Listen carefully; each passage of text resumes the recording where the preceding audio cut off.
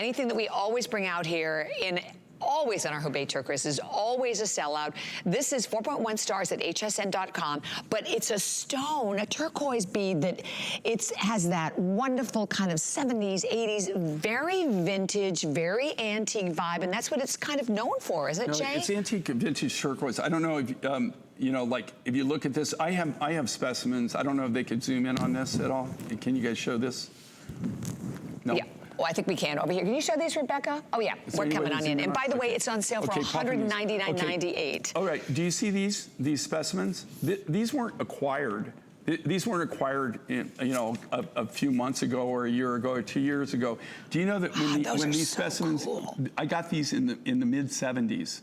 These are my specimens from the mid-70s when this mine was active and this was going. And I was kind of in the heart of this, or I was right as they were really going into this. These were my sales specimens that I had back then.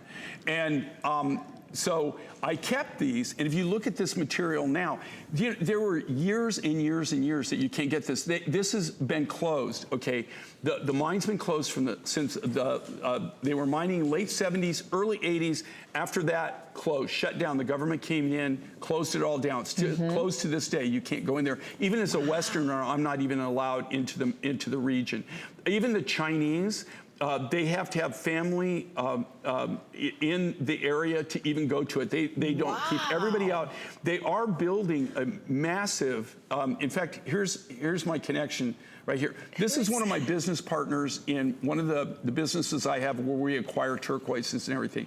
This is Simon. That is him in his 20s with our friend, and who was one of the major financiers to bring that to Arizona. He's the one that actually, they found this turquoise. It's really, instead of a China story, it's an American story, okay? Interesting. These are some of the first Americans. You can see Simon there is at the Hubei mine, back when it was actively being mined.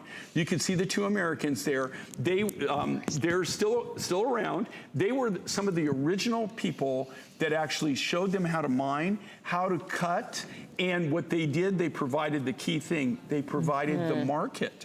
They were the first ones that started bringing this material to the United States. Before that, China was a closed society.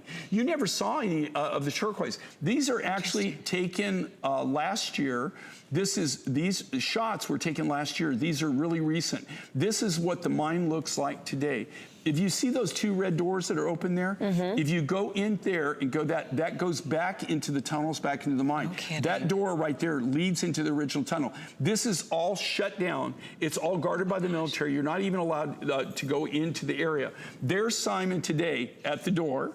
So there's Kelly in the red. Next to him, that's Simon. That's what he looks like today. His brother, Dennis. And then the nephew at the very end, he's the one that actually hooked us up with his uncle. This is all part of the Chu family. That's the Chu family.